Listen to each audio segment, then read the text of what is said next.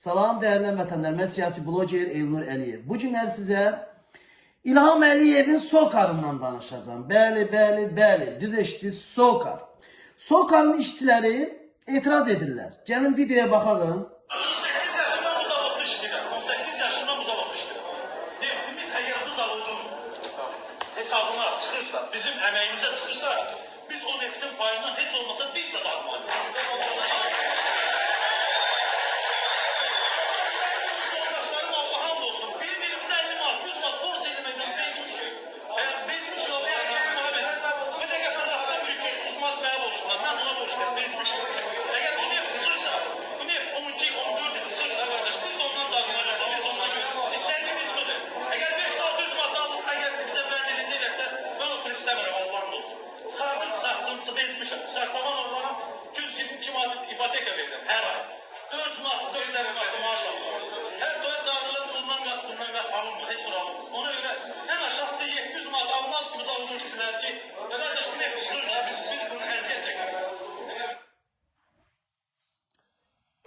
Görürsünüz ki, bu neçənci dəfədir ki, SOCAR işçiləri narazılıq edir. Çünki İlham Əliyev SOCAR-dan gələn gəlirlərdə və Avropalarda SOCAR zapravkaları, yanacaq doldurma məntəqələrinin tikilməsini, ancaq oradan gələn gəlirləri bunlar özləri dağıdılar. Ona görə də Rövnəqin oğlunun 2 milyonluq saatı var idi və Azərbaycanın, bax bunlar həmən bu yetimlərin pullarıdır, yığıblar özlərinə.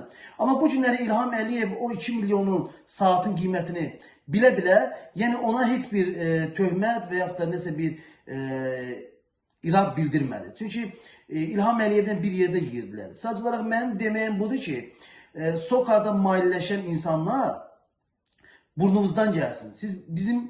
Onlar hamısı bizim pullarımızdır. Siz Avropaya gelip satırsınız, bizim benzinimiz, bizim pullarımız. Onlar bizim haklarımızı siz satırsınız.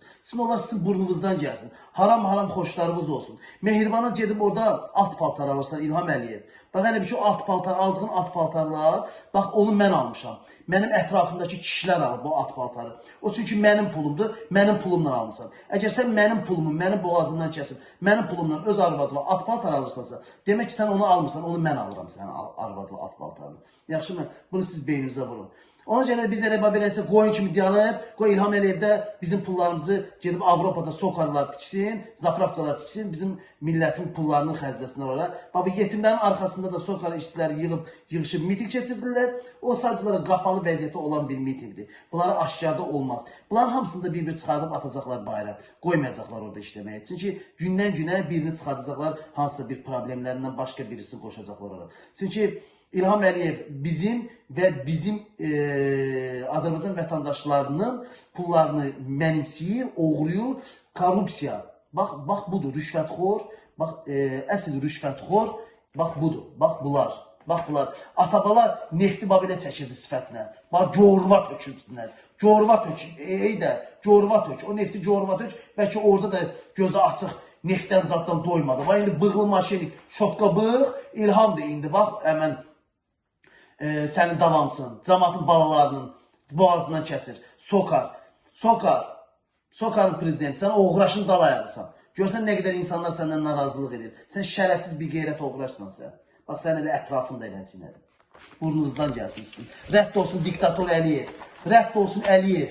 Rədd olsun Əliyevlər ailəsi.